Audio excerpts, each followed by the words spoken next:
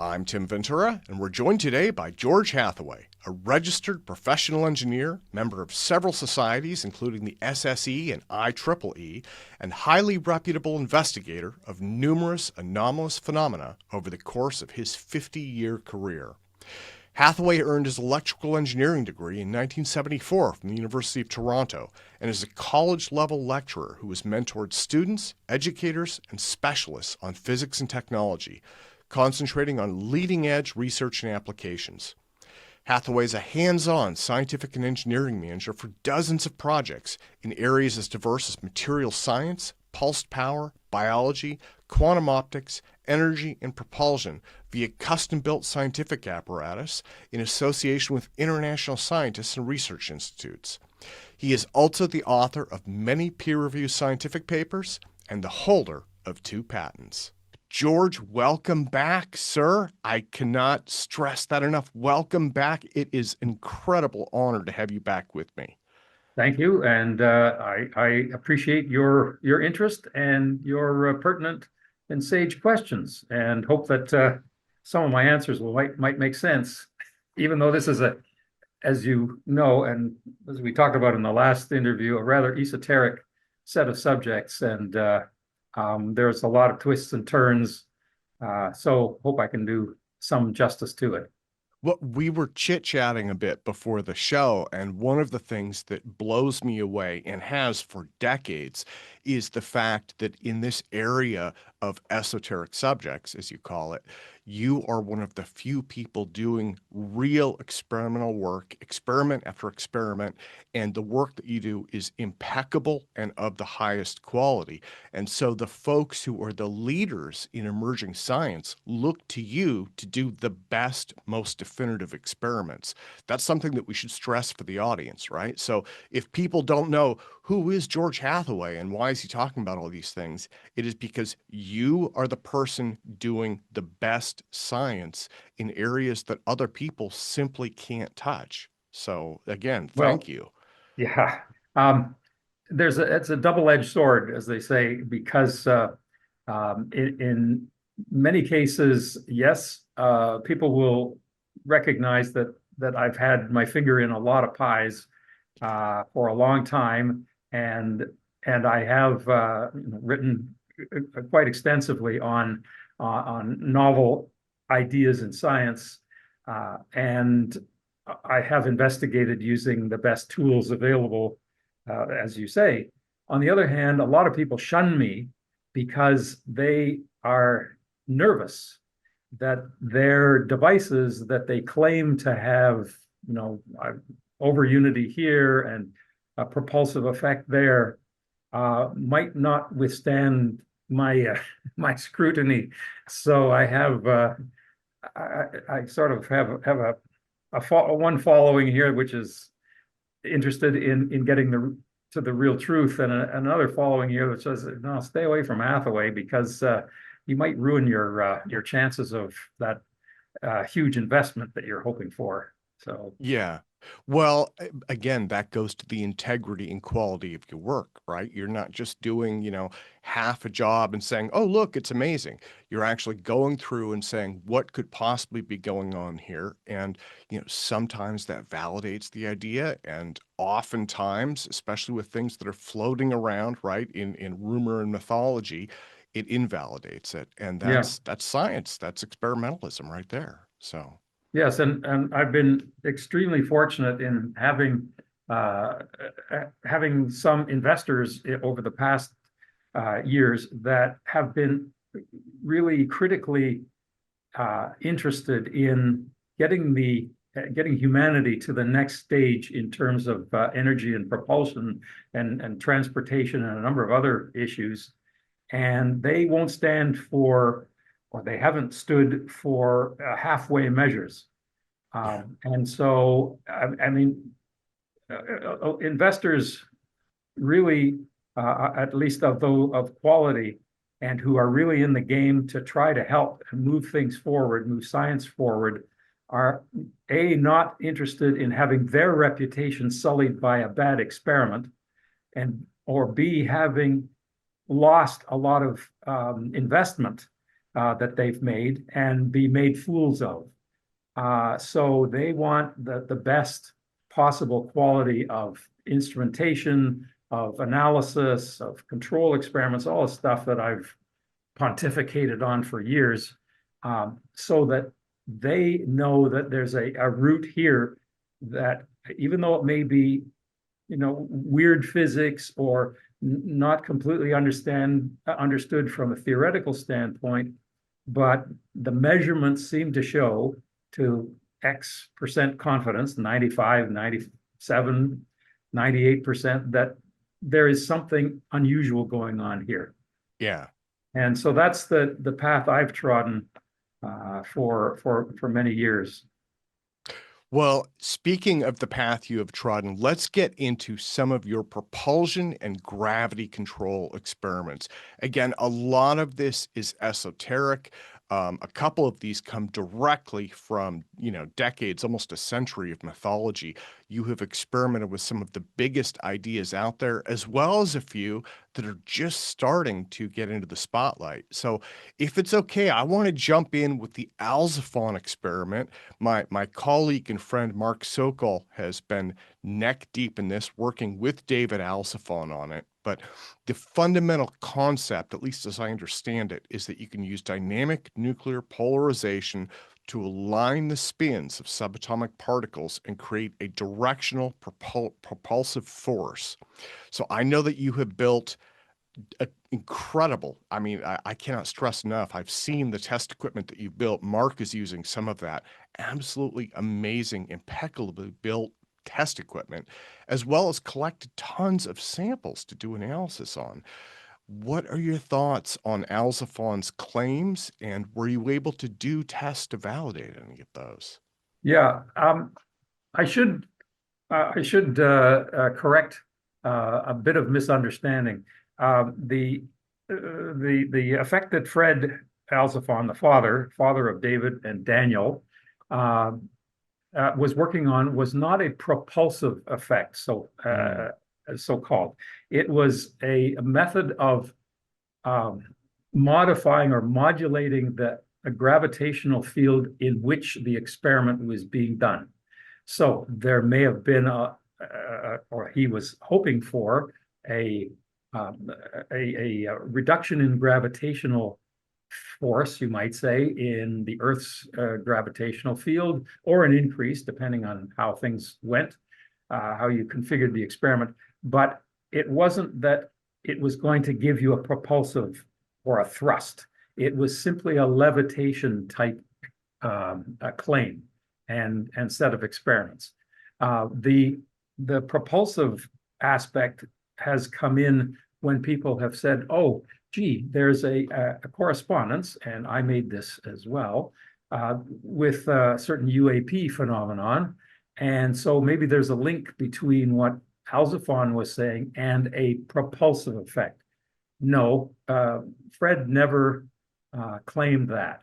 He never claimed that his experiments were designed for a thrust. They were designed just to see, can we modulate the Earth's the effect of the Earth's gravity on this little sample that I'm dynamically nuclear polarizing. Anyway, I've been involved with that experiment had been for decades. I first met Fred back, I think it was in the 1990s, and I was around when he was setting up an experiment, both in his lab and I think at a local college.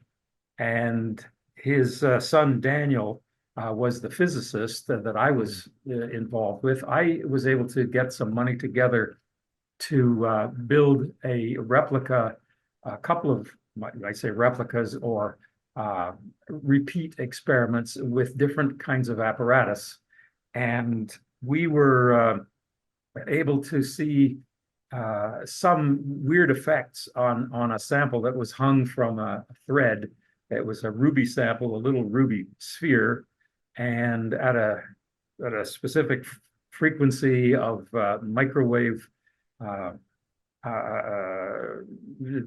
It's well, there's several modes of the cavity in which this ball, this little ruby ball was sitting. When the microwaves were at the right frequency and the DC magnetic field was at the right amount, we could see that we could measure dynamic nuclear polarization to an extent, and we found that there was a movement of the ruby crystal and it was banging around inside the test tube, which is at liquid helium temperatures. Is in our experiment, not in Fred's, but in our version. And it was really hard to distinguish that effect from other kinds of magnetic related effects. Einstein de Haas comes to mind, or came to mind at the time, which is a well-known phenomena when you have, basically when you're polarizing a nucleus. I won't go into this for very much longer, but in such detail. But you're basically, all the spins line up, and you basically have a magnet. And then you have a magnetic field from these big coils, this big electromagnet. So you can have a purely magnetic action going on. Maybe it wasn't gravity. Maybe it was a purely magnetic action. We could never, unfortunately, at that state of the experiment, distinguish between the two. So we had to make another experiment. It was called the 3 gigahertz experiment, and that's the one that Mark is working on now. And he is going to, I hope, be able to distinguish between these prosaic effects, like this magnetic one I was telling you about, and a gravitational effect that Fred was promulgating a long time ago. Well, and this goes to that younger generation carrying the torch for these experiments, right? And so it is wonderful to see people coming in, getting excited, building interest, and getting involved. And I think, I mean, Mark is doing, again, he's following in your footsteps. He is drilling down, educating himself, and doing the best possible work that can be done. But I think one of the things that's surprising him and absolutely surprised me was the number and type of experimental uncertainties and errors that can come up with these, right? It's not something you set up and let go and say, oh, look, we did it or we didn't. It's like you mentioned, the Einstein-de Haas effect. There are lots of different effects that could be causing some of these interactions. And then there are lots of areas where you've just got noise and experimental error that can cause all sorts of issues. So yeah, the Alzofon experiment was is the most complex experiment that I've been involved with, because it is, of course, working on an atomic and a subatomic scale. There is a quantum aspect to it as well, and there are, I don't know, 24 variables that you have to take into account, experimental variables that relate to the theoretical underpinning that Fred had worked out and is well known, at least part of it is well known to the dynamic nuclear polarization folk who use this on a daily basis for analyzing samples. Although, of course, they're not looking for a weight change in their sample, but there are not innumerable, but a lot of things that need to be taken into account. And when someone claims that they have been able to show some kind of weight reduction in any kind of experiment, you have to really drill down, as Mark is doing, to determine what the possible artifacts are going to be. And it usually requires you to have had some experience or a lot of experience in doing these kind of things, failing and saying, oh, gee, yeah, look, there's an actual effect here. And then someone says, oh, but you forgot about this, or did you remember this? Have you shielded that? Have you done a control experiment? even an error analysis. Is this within within a reasonable error bound? And can it be, can there be other explanations? So it takes a lot of effort. And in these, as I call them, esoteric experiments, or outside the normal range of physics, there are new ideas. I mean, Fred has come up with a new way of looking at quantum, what we call a quantum vacuum, and what gravity means in that case. And so you scratch your head and say, okay, I'll look at, is there a textbook now that talks about something like this? No, there isn't. It's basically Fred. So you have to do what he said, and do the experiment as far as you can, and add whatever you know about, in this case, dynamic nuclear polarization, to be able to make a reasonable judgment as to the efficacy, or whether the claim makes sense. I should say. Well, so when you mentioned new ideas, and you actually mentioned quantum vacuum, and I got excited because that takes me into our next project. So this one, most folks have not heard about. It was a very high pulsed power antenna that you were using to test Hal Puthoff's polarizable vacuum hypothesis. And from what I understand, this experiment was eventually shelved after several delays. They were trying to collect more information to help you basically focus in on doing the experiment. They weren't able to get that done. But you do have some photos, so let me share that really quick.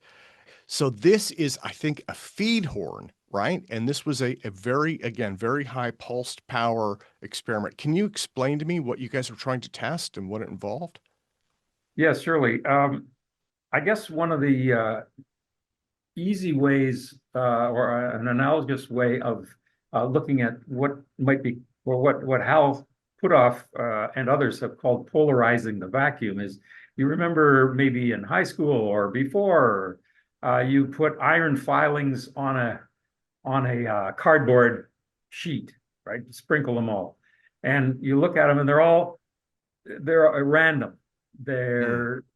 They're not oriented in any particular way. Then you take a magnet and put it under the sheet, and suddenly these iron filings go from a random heap to an organized, polarized, you might say, assembly. So that's sort of one cheap way of looking at what Hal was doing quite a couple of decades ago, in trying to determine whether it was possible to alter the structure of the vacuum, of the quantum activity that occurs in the vacuum, so that it could be used, you might say, either for energetic possibilities, or possibly for propulsion, and it might have an interaction with gravitation, or perhaps some other activity like production of wormholes, if you polarize enough of the vacuum into a small volume that is where all of the Zitterbewegung in German, the movement of these virtual particles, are all moving together, almost like dynamic nuclear orientation, where all of the spins in Fred's idea are aligned, and something happens associated with gravity. So, and Hal's calculation showed that, unfortunately, you needed huge electric fields, for instance, to be able to do that kind of thing, to be able to, quote, polarize or organize the vacuum fluctuations. And so he sort of shelved that idea, and so many others have, because, wow, it's going to take petawatts in a tiny volume of space. But his calculations were based on essentially a DC, or a continuous application of power, Okay. terms in electric field. I looked at the equations and noticed that there was one part of his equations that had a time varying component. Instead of a DC component, there was a possibility of time varying component. And I had worked in pulsed power a little bit before, or quite a bit beforehand, before that. And I said, why don't we try to investigate that time varying aspect and put a huge amount of power into a small window of space. Unfortunately, it would be a very short time, because that's the kind of technology we have available. And the best way to do that was to make an antenna of the kind you see here. There's another view too. It shows the back end. And this is a device that was designed by a friend of mine, Jimmy Wells, who worked out of Sandia.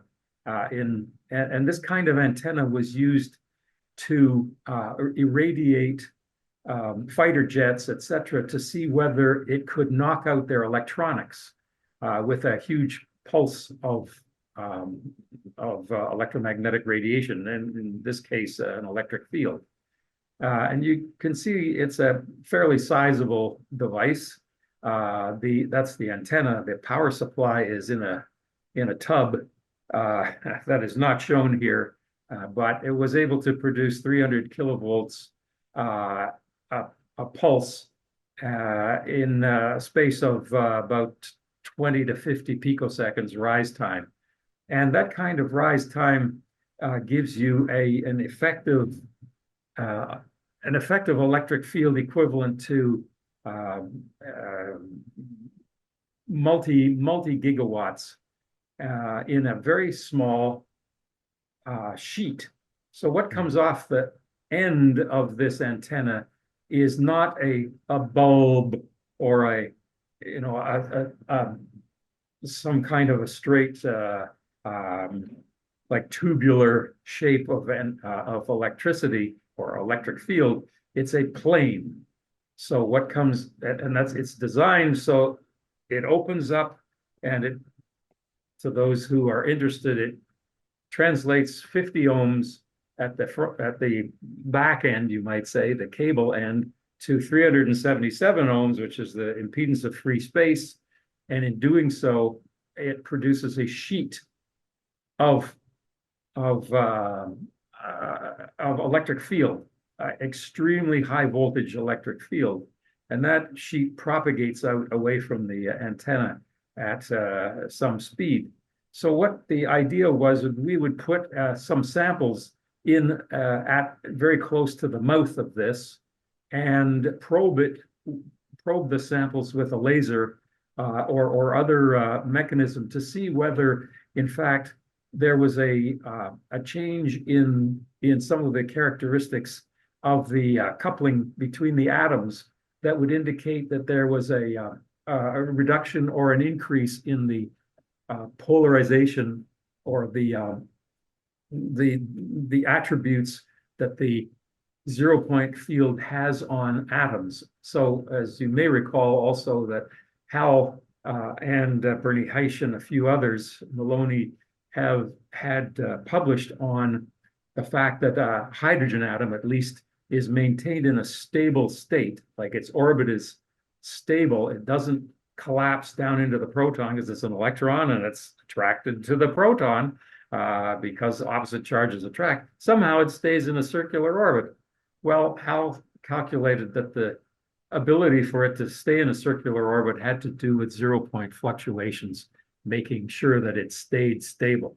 So if we could show that we could reduce or change the way that these fluctuations affected both the atoms and bonding between atoms to make molecules by shining a laser through or some other method to determine whether the atoms collapsed or did something like that, we could show possibly that we were hoping to show that there was some validity to this idea of Hal's, that if you put a very high amount of power into a very small volume, namely like the sheet of electric field that comes off the end, which is only like microns thick, you could effectively change in his words, polarization of the vacuum.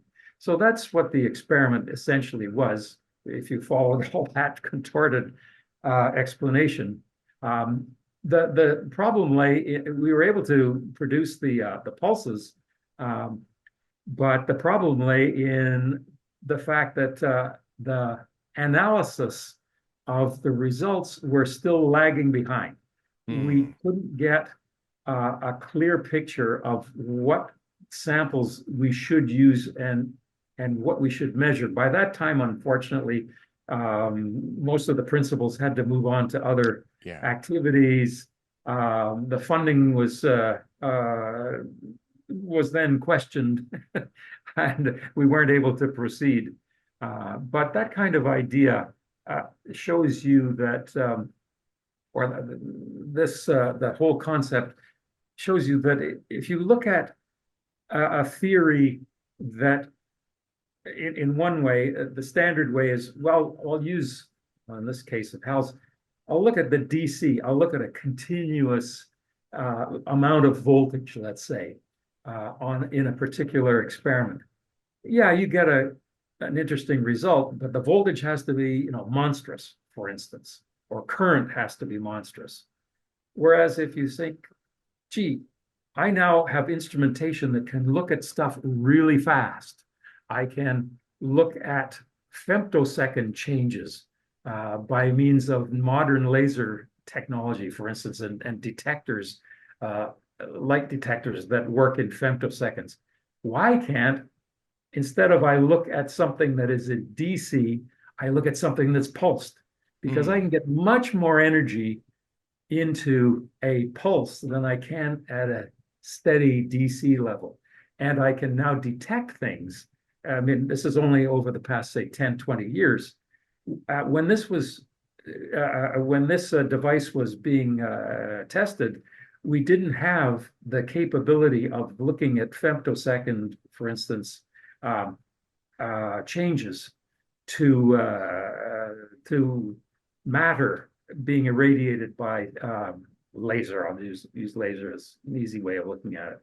Now we do, and I sort of wish that we would be able to pick this up again, and so does Hal, to see whether, in fact, his theoretical approach was substantiated by means of rethinking this DC idea to a pulse idea. Well, anyway, that's yeah, more or less the idea here.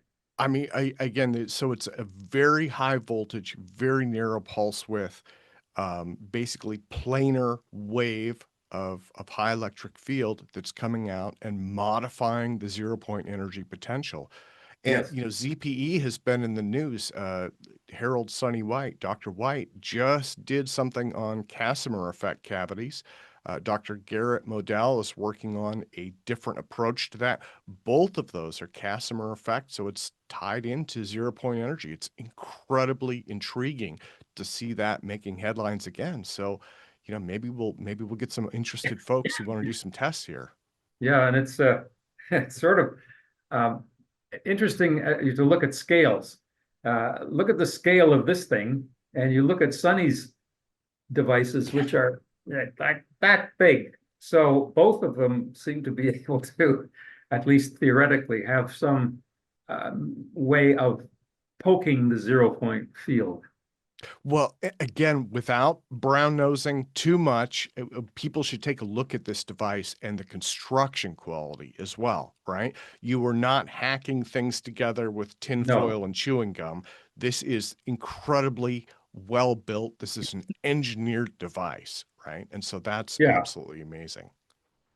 So I want to get into superconductors now. Again, this is an incredibly interesting area for me. I was just involved with a Ningli update story. And in fact, I've heard some other update rumors as well there. But going back to your work in this area, Dr. Eugene Podkletnov made claims about controlling gravity in two separate experiments. The first was actually described by Charles Platt in an article in Wired magazine that was read everywhere. And it involved a rotating Type 2 YBCO superconductor that reportedly created a gravitational shield back in the early 90s. And again, you have some photos that you shared with me. Thank you so much for those. I'm going to put those up. So this, as you can see, it's what we called a Polaroid back in the day. A Polaroid photograph of Eugene Podkletnov, my brother Carl Hathaway in the center, and Dan Alzofon looking at the scale on the left. I hope it's oriented that way for the viewers. And this was an experiment that a lot of people had been working on at that time after Podkletnov had published his and Niemanen's paper in Physica C, and it involves an analytical balance, as you can see, that Dan is looking very carefully at, and on a protrusion to its viewer's right outside the box of that analytical balance is a sample that is hovering over, or in a white box, cubical box, which is hovering over a spinning standard single layer YBCO disc that we'd made in-house. And there's a motor drive. You can just see it in the top, a little gray thing. And my brother Carl is adjusting something there. And Eugene or Evgeny, as his proper name, is looking at the RPM, the rotational speed of this disc, with an optical tachometer. That's what he's holding in his hand, and we are trying to spin it up to several hundred RPM while it's being levitated in the vapors of liquid nitrogen. And the dewar is underneath you. It's hard to see.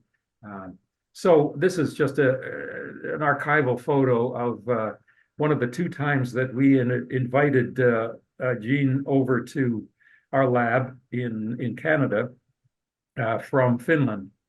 And like a few others, we saw some activity, but it could not be ascribed to a gravitational effect. It was more a thermal effect because our balance was fairly sensitive. Those analytical balances are fairly sensitive, but we had to use a balance that was not electrical, that had no electrical components, because well, for various reasons that people might know, that depending on where you are above or below the Meissner cutoff, you can have rotating magnetic fields, which will mess up an electronic balance. And a lot of people had used electronic balances and said, "Wow, we're getting some weight loss and stuff." And the electronic balance was very close to the rotating superconductor, and there were all sorts of there are magnets to levitate the superconductor, and they may not have been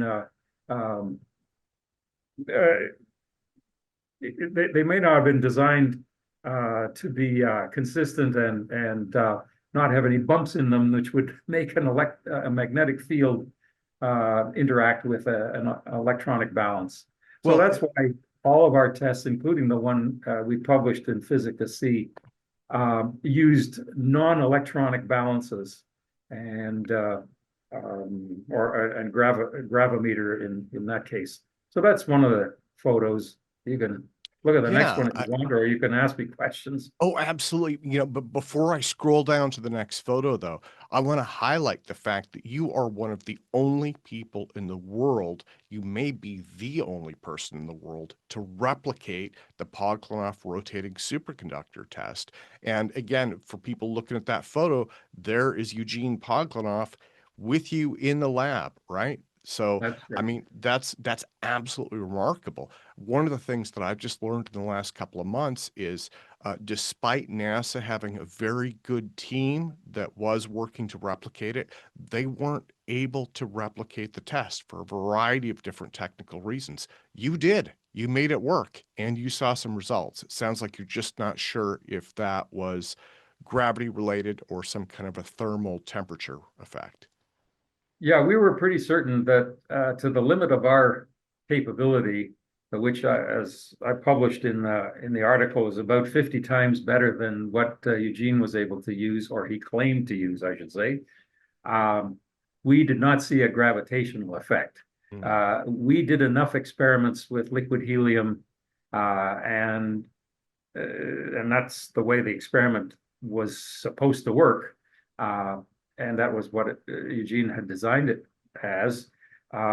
We had done enough experiments to convince ourselves of when we saw a thermal effect, we could ping it and we could say, ah, that's a thermal effect. So we got rid of as many of those as we could and still didn't see a gravitational or a leftover effect, which we could ascribe to gravity. That might be there. I'm not saying that it's totally absent, but to the best of our ability, we could not see and repeat what he had claimed. Let me scroll down to the next photo. Again, you've sent me some amazing photos. I definitely want to get these. So there is yourself, a slightly younger version of Slightly, yourself. just slightly. Yeah, on the left, and then Chris Madsen. Let me see, CFH, Yeah, that's my Eugene. brother Carl. Okay. Then Eugene Podkletnov, he is in the background there, kind of in the center. Galina Shapiro, and then Daniel Alzofon. So That's got right. the whole Yeah, crew. yeah. And that was Galina April was our 96, I think. yeah. Dr. Shapiro was from, I believe, McMaster University, an Mhm. expert in superconductors, high temperature superconductors, who we hired to interpret what Eugene had suggested would be the necessary method of making the superconductor, the bilayer, two-layer superconductor that he used in his experiments.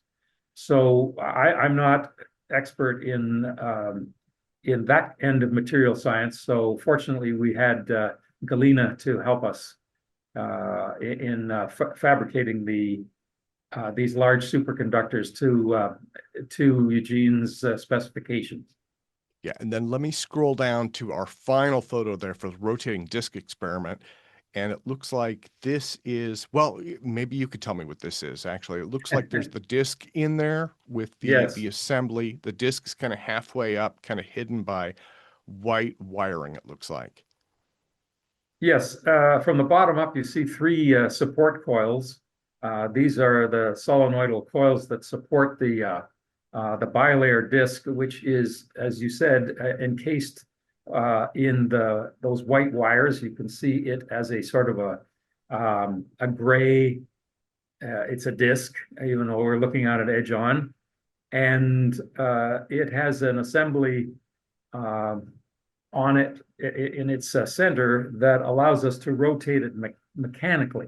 Because this is Hmm. one of the arguments that Eugene and others have levied against our experiment, that, well, you you had to rotate your superconductor mechanically rather than using those.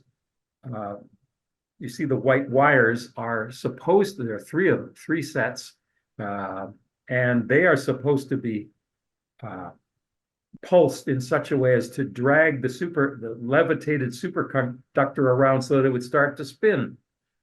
It was never possible, and this is Eugene's design, by the way. This is all okayed by him.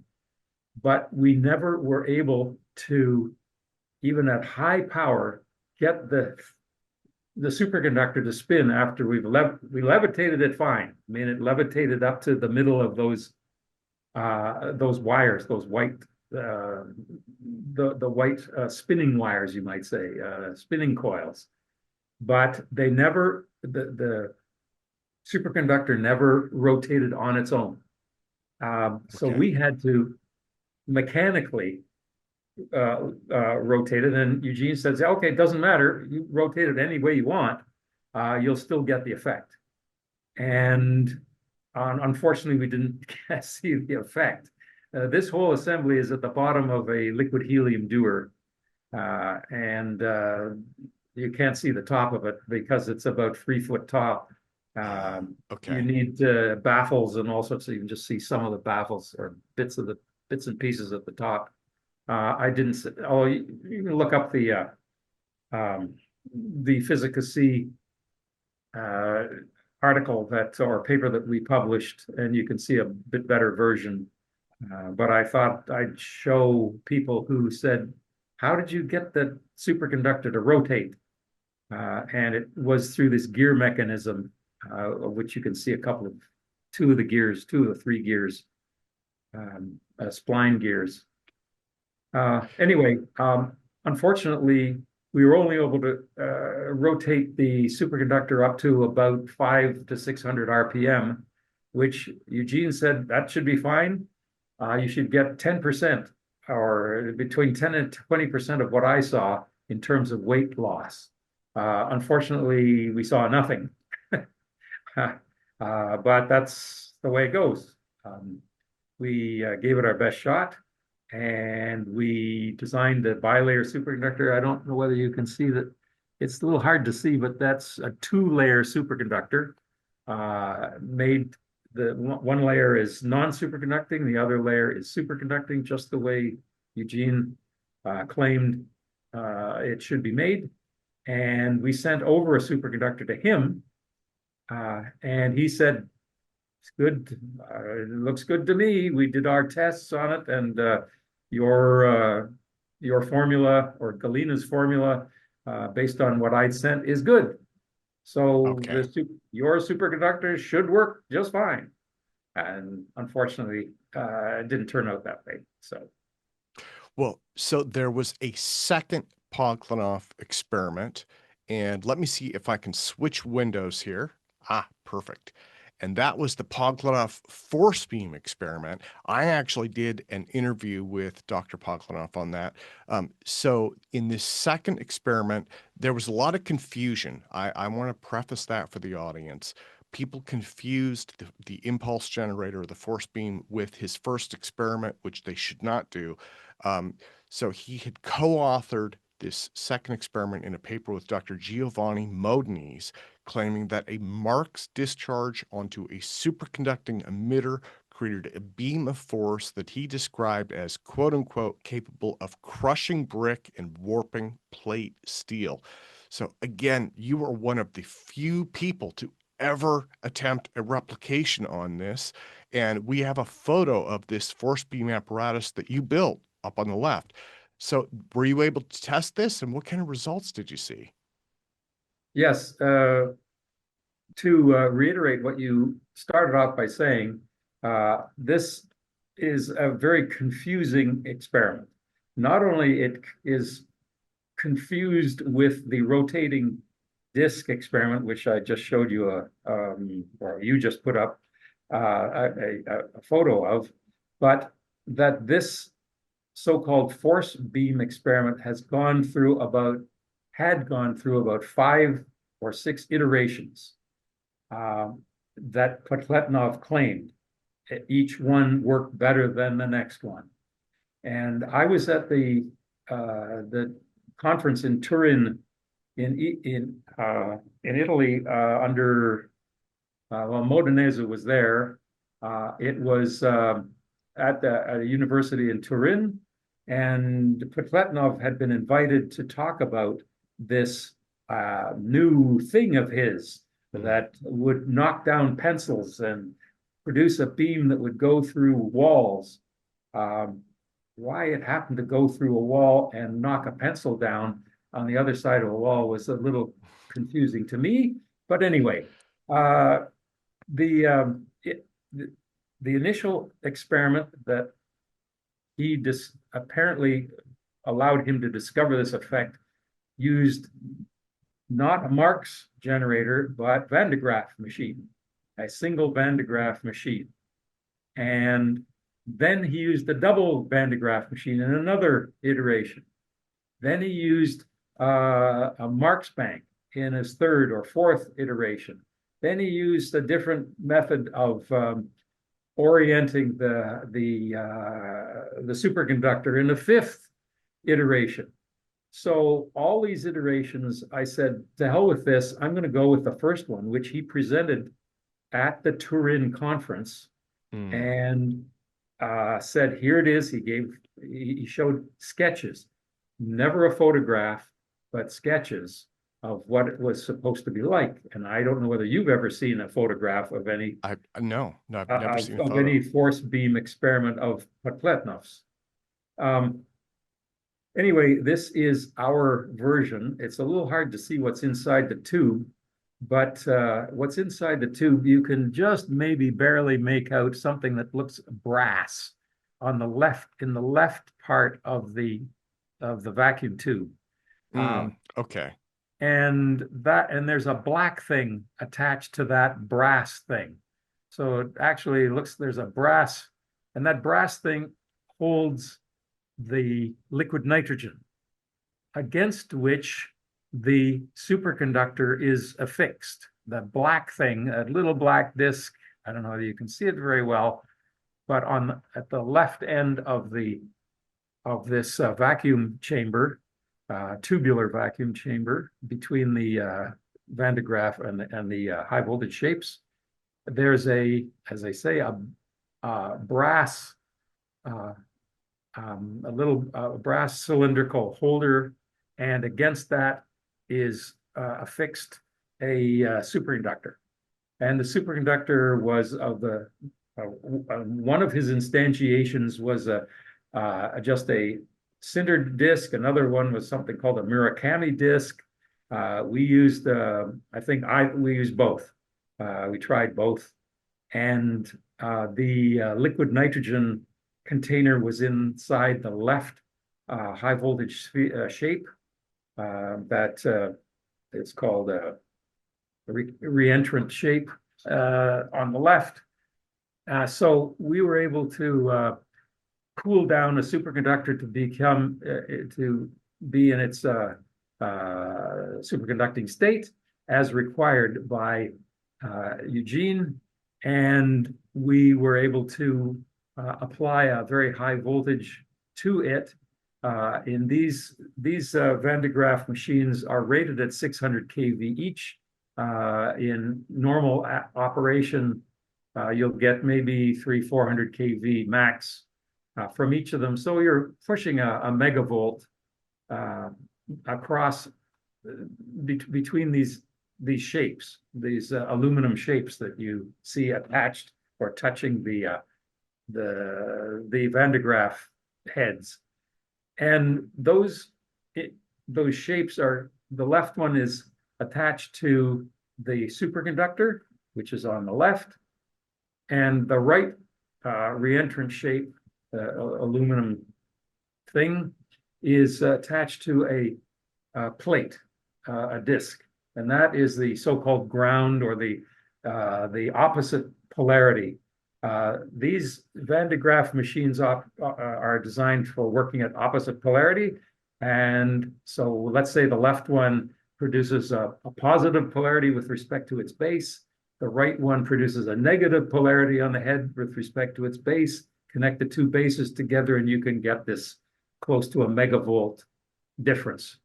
We did it both ways, switched the polarities around, and our detector was inside the copper screen room. You can see behind this experiment is a copper, it's hard to tell, it's copper maybe, but it's a copper screen room, double screened chamber. and you can walk into it. There's a door. You can just see the door latch on the left. And inside that chamber, we hung strips of toilet paper from a rod, a curtain rod, let's say.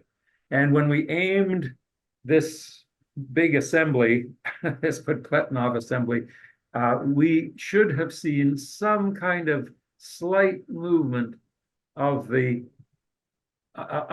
toilet paper hanging inside. We didn't see a thing, unfortunately.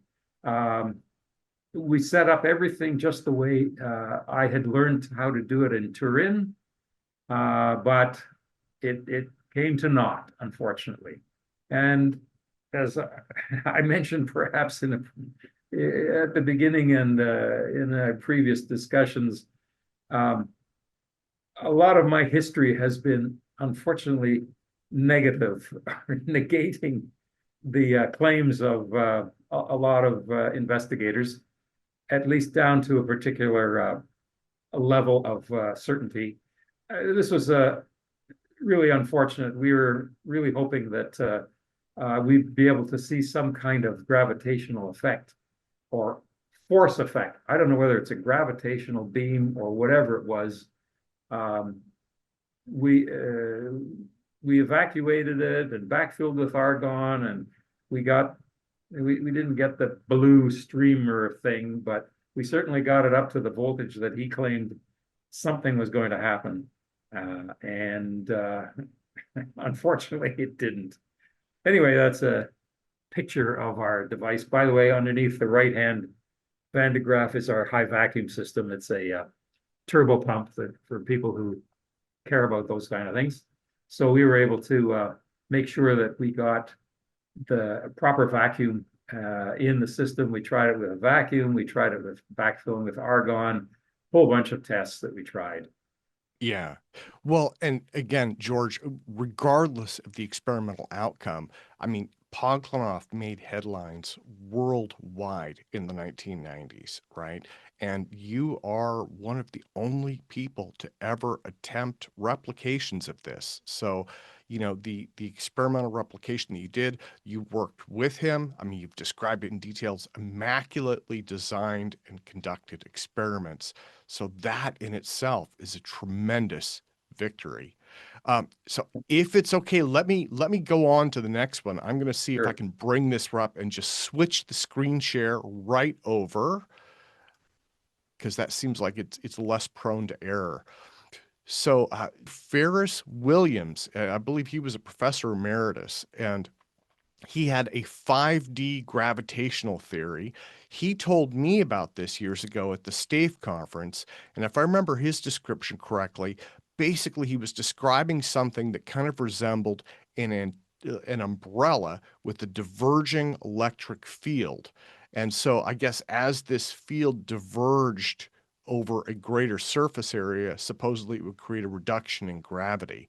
And so you have a paper here, and I'm going to scroll down and I'll show a couple of the photos from it. Can you tell me a little bit about what you did with this one? Yes. Back in 1993 is when we started this for Willie Williams or Pharis Williams, and he asked us to suggest a method of making a controlled experiment that we could do a good job of measuring the weight of it turns out, a disk that is placed between a diverging electric current and a converging electric current. And so I designed this rather weird looking thing that, as you can see, consists of, I think there's a 3 or 4 inch diameter copper piping. And the gap at the bottom of this particular picture is 3 inch copper, it says. In the gap is placed this test disk, phenolic disk, I believe. This whole experiment, if you go to the next slide, the next page, Sure. shows that it was, yeah, it was designed to be oriented in this direction. And the balance, there's an analytical balance above, quite far above, a tube connecting to or entering that the top left angle or elbow. So there's a hole cut in the top left elbow that a Kevlar fiber came through and held a disc of phenolic. The disc was held between the gap, or in the gap that is made between those the C section, you might say, in the gap of the C, the letter C, I'm saying, and the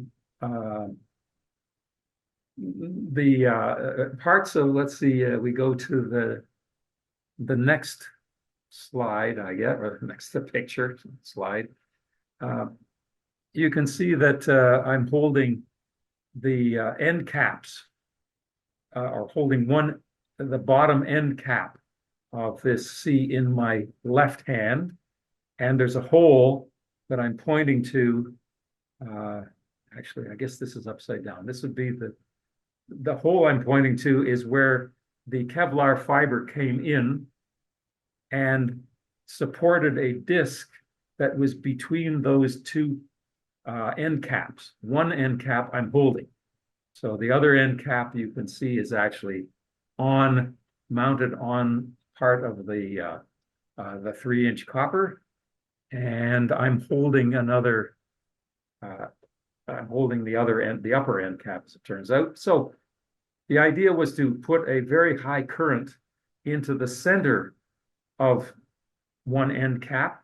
It would spread out, go around the C, the copper, to the other end cap, and converge. Okay. And come out through those wires, those welding wires that you can see. So the idea was that we could sort of double the effect. On one side, we'd have a diverging current. On the other side, we have a converging current, and we should see a motion in the direction of the converging current. If this thing is held, I don't know whether there's other pictures that maybe make this clearer. And then so these are the discs, and you do have a ruler for scale, so that's helpful. So folks can see these are large. This is not tiny stuff. Yeah, and the center thing, I think, is the actual that star shape is the actual test mass. Okay. Okay. So the test mass, basically, you would have converging on one side of it and diverging on the other side of it, and the mass should move. Yes. Okay. If you go to the next one, there's sort of the disc in there, but or that star-shaped, I call it a disc, but it's star-shaped test mass. Anyway. Yeah, and then we have one more photo after this, and that, I guess that is the power connection, right? Yes, so that's one power connection. Let's say that's to the divergent end cap. And the other one you can see in the background, it would be the convergent, where the current is taken off as the other polarity. So we put several hundred amps, 400 amps, I think, through this diverging and converging current, and Pharis was there, and unfortunately we couldn't see a weight loss to the best of our ability. It should have shown, according to him, according to his calculations. So he said, "Well, I've made a mistake. I'll go back and redo my calculations." Unfortunately, he became ill. He wasn't in great health toward the end of when he was trying to redo his calculations. So it never we weren't able to redesign the experiment to capture what he thought might be a better version. But anyway, Yeah. it gives you an idea of a really rough, sort of rough experiment. Well, Uh, again, a great experimental construction. So again, you're creating kind of a plane there where you've got converging on one side, diverging on the other side. In between those is a mass that should move if there's a yeah, gravitational effect. And you know what? When I talked with Pharis, I believe it was 2005 or six. It was closer to the end of his life, and he was yeah. still working on this idea. So Oh, I yeah. think you may be the only person who's ever tested this. As far as I know, I am, and I worked with him for quite a few months to actually design the experiment and say, is this okay? Is this the kind of thing, this diameter? Do you think this 3-inch diameter is going to make a difference? Pardon me, I get rid of it. Okay. Well, Paul. let me go to Dr. Yeah. John Brandenburg's GEM theory, and I'm going to try and switch right to a couple of photos you sent me of a very young Dr. John Brandenburg, whom I know very, very well. And so this was an experiment. The GEM is gravitational electromagnetism. It is a unification theory that he's been working on.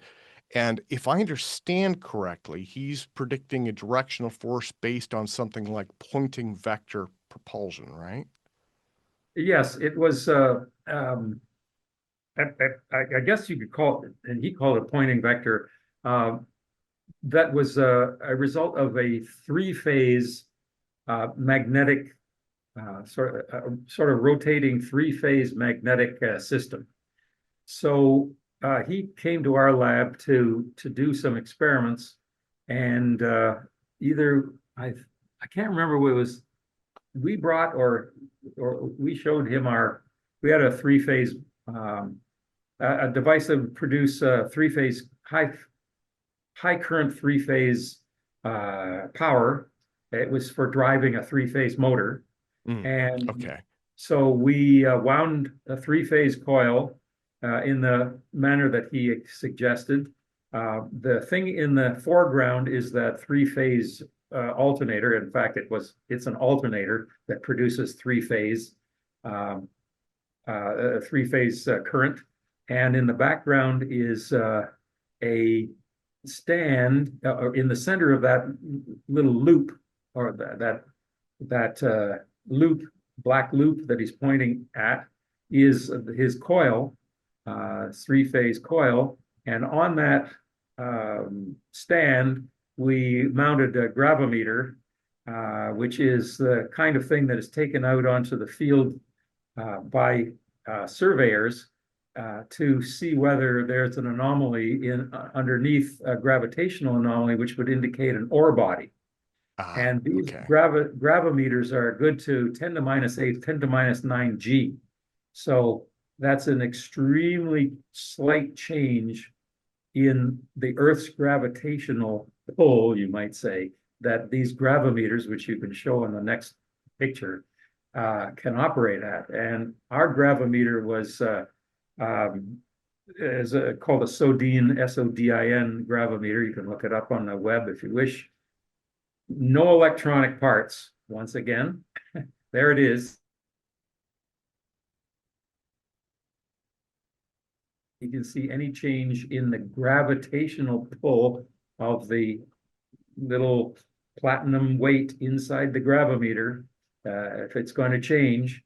Unfortunately, we didn't see any, but that gravimeter was also used in the Podkletnov experiment, which I didn't, I mentioned it, but it got down to way better than 50 times better than Eugene's the test with the analytical balance.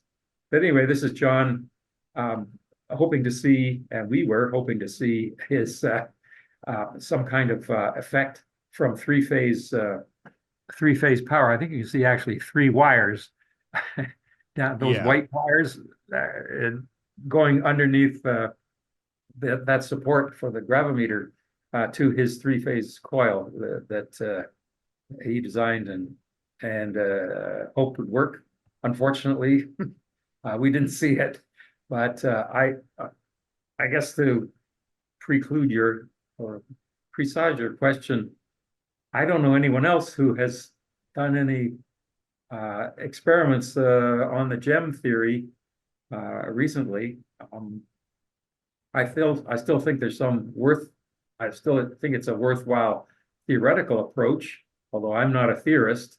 There are aspects of it, what little I know, that intrigue me, but unfortunately, his conversion of his theory to an actual experiment didn't pan out. So, I mean, these are just a few of the experiments. Thank you for sending over the photos. In private, I've been pestering you to start a historical photo library. You absolutely need to do that. I mean, I am so thankful that you're helping share this history. And I'm positive you have more that, we're not able to go through today. I got lots more. So another experiment, though, that you did, this one, again, deep in the mythology, Vicktor Shauberger's levitation technology. I think you're probably talking about the Repulsine, right? That's the one that everybody knows about, which my understanding was that was almost like a fluid dynamics approach to levitation and propulsion. Yeah. There's a long and interesting backstory to Vicktor and his attempts. I knew this through my rather intimate association with Hal Puthoff's Institute for Advanced Studies in Austin, and they were able to get hold of. Went over to Austria to Victor's son, and who still had a couple of pieces of his dad's work, Repulsine being one of them, brought it back to the lab in Austin and spun it up. That was courtesy of Scott Little, who was Hal's right-hand man and technical genius and good at theory too. Scott was way up there as far as my estimation in terms of looking at unusual and esoteric kinds of things.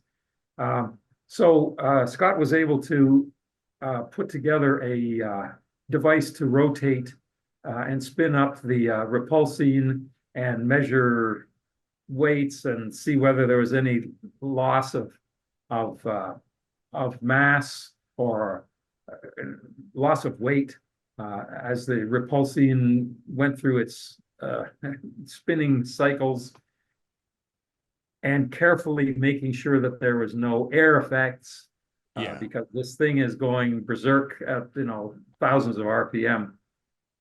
No change was seen that could be ascribed to a weight loss or a gravitational effect. And I was rather skeptical of the whole thing, unfortunately. Fortunately. The unfortunate part was that people forget what Vicktor was involved, or what the environment was around Vicktor at the time he claimed to make all of these discoveries. Nazi Germany, the Nazis had invaded, taken over Austria, and everybody was trying to save their skin. Yeah. And if you had any rather way out idea that could perhaps help the Nazi cause, they would grab onto it, especially if it was sort of esoteric, like, whoa, flowing water and something earth-based, and maybe it had to do with an Aryan mythology. And in my opinion, although I don't know this for certain, Vicktor parlayed his vast experience in water flow and understanding streams and how flora and fauna and fish and dams and things like that, parlayed that insight into what he thought might be of interest to the Third Reich, or at least the folk who were looking for anything that could give them an advantage over the Allies. And the Horton brothers tried that too with their flying machines and spinning attempts at what we would call flying saucers at the time. And there are a great number of folk, some of which who were taken back to the States under Operation Paperclip. But it's my belief that Vicktor said, I think that war is going to end at some point. I'm going to make some devices that I think will stave off my capture and perhaps death for as long as I can. This is my conjecture. I do not know for certain, but all of the kinds of things that he did were the kinds of things that the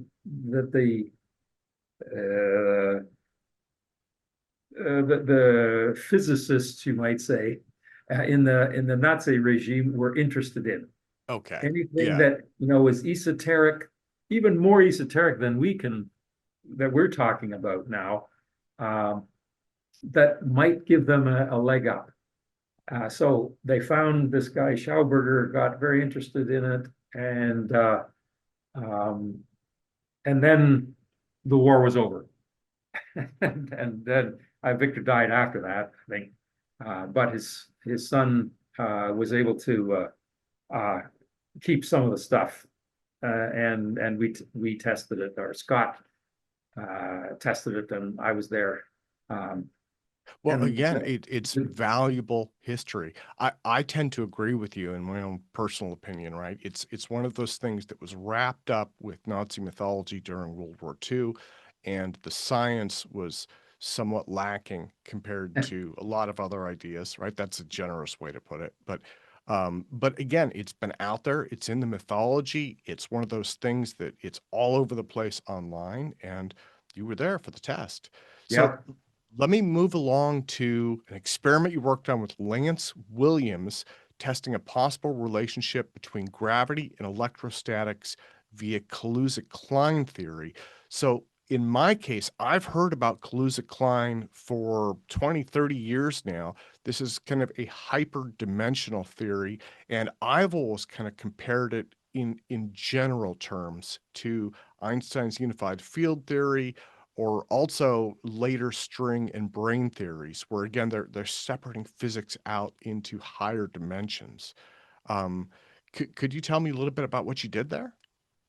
Yeah, the Lance's approach to Kaluza theory was to see whether he could find a version of it that would allow experimentation in the Earth's gravitational field. And yes, it was an extension, you might say, of Einstein theory, and made a lot of sense to a lot of people, but had some extraneous variables or extra variables and an extra dimension that didn't sit well with a lot of conventional theorists.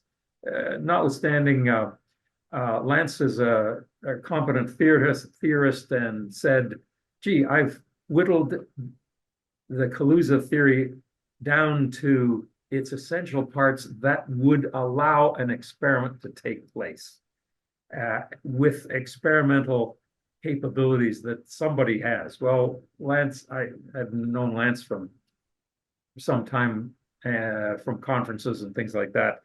And he approached me and said, I can get some funding to put together or to fund an experiment that we can put together at your lab, George, if possible, and see if we can test this idea that I have whittled out of or winnowed out of Kaluza theory. and it involved the application of very high voltage DC, in this case, not pulsed, but DC voltage to an object that is suspended in the Earth's gravitational field. And it was sort of like a Biefeld-Brown effect, but it doesn't involve an asymmetry. It simply involves getting an extremely high voltage onto an elevated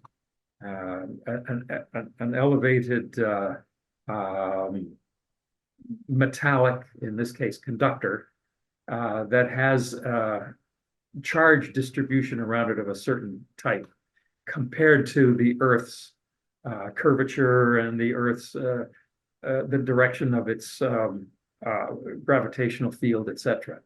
So we used one of those Van de Graaff machines that that you showed in the Podkletnov gravity beam experiment to produce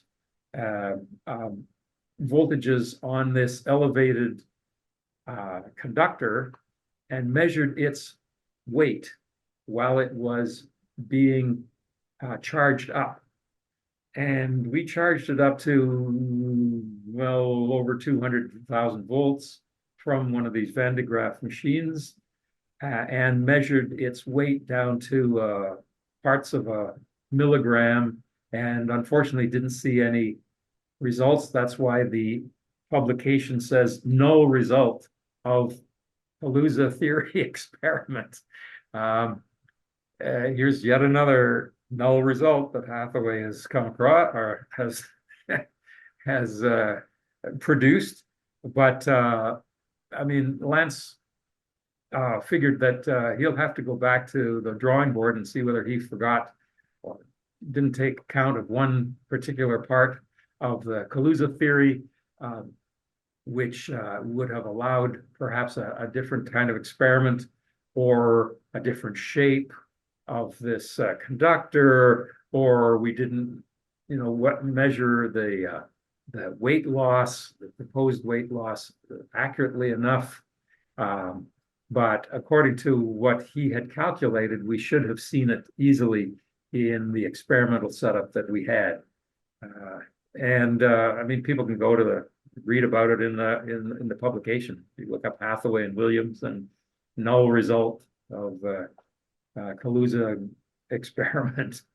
Okay. It's in Science Direct or somewhere like that, or research. Well, now, George, I should ask, I hopefully was not mistaken. I was thinking of Kaluza-Klein. You were describing Kaluza theory. Are Yeah, these different, or? no, they're essentially the same. Okay. Lance distinguishes the Kaluza part of the theory that he used from the general Okay. Kaluza-Klein, as far as I recall. So you're not wrong. It's just he used a slightly different terminology to emphasize that it was from a part of the theory, the Kaluza part, that he was able to get some kind of experimental possibility. Okay, that makes more sense. And again, null result is not bad. This is experimental science, right? This is the Yeah, kind of thing where you go into each one hoping for amazing results, but we have to yeah. accept what science shows us. But Uh, and also at least showing these and discussing these results, I hope will lead someone has a bigger brain than me, or has more experience, to say, gee, I would do that experiment this way. Here's the basis that Hathaway made, but if we do this and that as an alternative or a modification of what Hathaway did, might be better, might see an effect. well, let's put a pin in that. Let's come back to that in a moment. I do want to do last but not least, you did work with the legendary John Hutchison for years. Both of you did TV and radio around the globe in the 1980s. And so younger folks may not realize this. I mean, you guys were famous for several years. doing amazing work. And several of John's videos showcase levitation of various materials. Was that something that you were involved with filming? Because I know that you didn't see all of the effects that he had. Yes, I was involved with filming a couple of them, and witnessing them myself. Since I was in Toronto at the time and had my own business getting going, uh, it turns out in starting off in these kind of scientific realms, and I had some conferences I mentioned, like in 1981 and 1983. Uh, and so I was a busy boy in Toronto, and John was out in Vancouver. Out, he was in Vancouver, but fortunately, um, the person who alerted me to John's activity was a guy named Alex Pizarro, and he lived not far from John. Mm, So he okay. went and witnessed a lot of stuff, a lot of the early things like the magnets, the file coming apart, and sparks and things floating, and which I only witnessed a couple of. And so Alex would report to me, I mean, he would say, yeah, last night I saw this, another amazing thing of John's. And I relied on Alex a great deal. We were business partners at the time, to convince me that I should get out there. And I did get out there a couple of times and saw a couple of things. But as you know, and has been emphasized, this was a sporadic, highly Yeah. sporadic activity. So I could go out there and spend a couple of days and only see a bit of tinfoil moving around, or some minor effects. I did see a major effect, a piece of ferrite lifting up, and a bushing breaking apart, and that was in the presence of two other witnesses uh, that verified that they were there. And so it was rather difficult for me to be on site the whole time, Yeah. because it might be 3 days before anything actually happened. John would get the thing going, and it would go, and it would go, and it would go, and nothing would happen. So, and maybe a couple of days later, hey, I think it's starting to work. So Alex would bound over, and and 6 hours later, maybe something would fly up.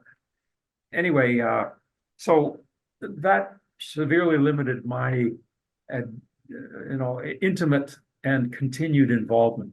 But I was able to at least set up a few crude instruments, an oscilloscope and some antennas and things like that, which I could record the completely noisy waveform, as I expected, from overpowered by all these spark gaps and things that he had going on, and make a stab at trying to figure out whether there was an electrostatic or an electromagnetic basis that had any relevance to any theory that was being promulgated. Of course, Tom Bearden had a theory about why the Hutchison effect was working as it did, and it had to do with um, certain ways that the electromagnetic spectrum was being abused by John, you might say. And other people said, "Oh yeah, I think I know what's happening," amongst many others who saying it's all fake, of course. And that as years progressed, John did have to fake it, unfortunately. But anyway, uh, did you have any other? Yeah. No, you Your know what? question I appreciate you running through all of that. Just as an aside, I guess, in terms of John, he had one experiment in particular in the 2000s where a television crew basically asked him to come up with something because they wanted to get something on film. And he actually sent me a video. He was really excited. He said, I built a lifter. He had a toy UFO on a single power wire. And he said, look, it's moving around. I said, well, that's not exactly what the rest of the community is doing. But I was like, I like the idea. Unfortunately, the reason I mentioned that is that particular video, people focused in on the wire and said, see, we knew he was faking it. And what they didn't realize was at the time, number one, he was being pressured by a television crew. And number two, it was never supposed to be the quote unquote Hutchison effect. It was just something he came up with on the fly. So, Yeah, there's several instances of that in the later years, I say in the yeah. 2000s, and one of them is where he has a board and a bunch of stuff on the board, and then he has this big cylinder of piezoelectric material, and he applies an alternating voltage to the piezoelectric stack, and it starts to vibrate, and all of the things on the plate or on the board start to vibrate, and he says, well, that maybe that's part of what my effect. Well, not not the way I remember it. Not the Right. classic. Yeah. Yeah. Well, George, absolutely amazing run through on so many ideas. And, definitely send me over links to these, and I will drop links into any papers that you have that you want to get out there. Now, earlier you were talking about folks who might want to replicate these. So I guess one of the big questions for me is, based on your knowledge, experience, your incredible expertise, which ones of these do you think that people should be most focused on? And are there any that folks should just avoid because it's, been there, done that? In as far as propulsion is concerned, or I should say, gravity manipulation, I still think the Alzofon experiment is the outstanding one that it needs to be finished off. Yeah. Martin Timar in Dresden did his attempt. He couldn't see anything in his attempt, although it was not exactly the way Fred had suggested. But and then others have suggested from a theoretical basis, including Eric Davis, that he sent me a paper some time ago showing that people who had actually been involved in DNO, dynamic nuclear orientation, had set up a somewhat similar experiment and seen nothing. I think it was like liquid in a tube, and that if the liquid was being affected by gravity, it should come up and rise up the tube, the sample tube, and it didn't, or something like that. So there have been a couple of approaches that have said it's unlikely, but I still personally still think that it's an open question.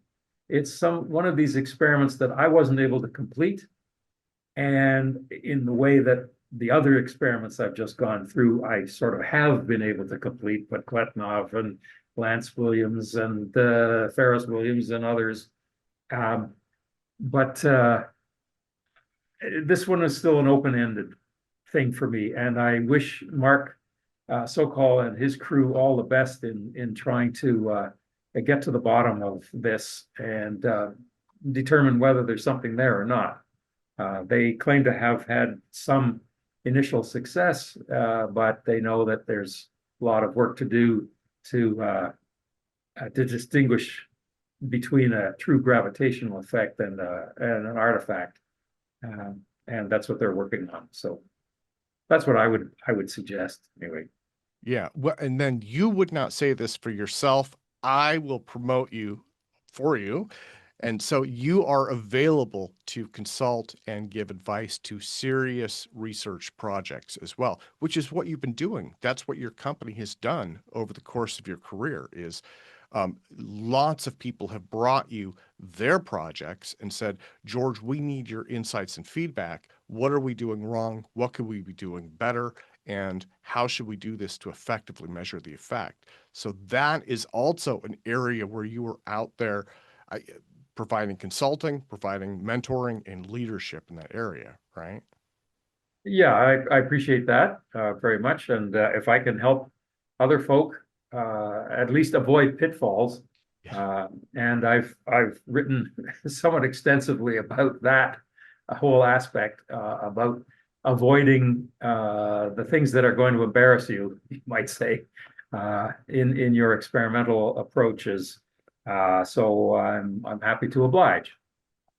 Yeah, that well, again, I mean, it's the knowledge in the experience and then expertise, right? And there are so many experiments where folks overlook things, and so that's absolutely amazing. Yeah. So I think that was everything that we had. I mean, I could just let it record again for a while if you want. We could just chit chat, but Now that's okay. I should let you go.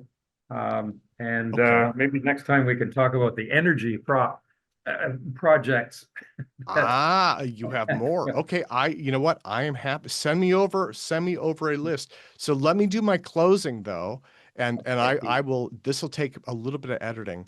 It'll probably take a fair amount of editing because I'm adding in stuff I have to cut now. But um, I am not sure how the Zoom will look on the camera because it looks different on my screen with the screen share. Yeah. But I'll try and get that together. Um, and yeah, George, let me close by thanking you so much for your time today. It is, again, a tremendous honor and absolute pleasure being able to run through all of these with you. The history of what you've done is mind blowing, absolutely mind blowing. So thank you Okay. so much, sir. Yeah, a pleasure indeed.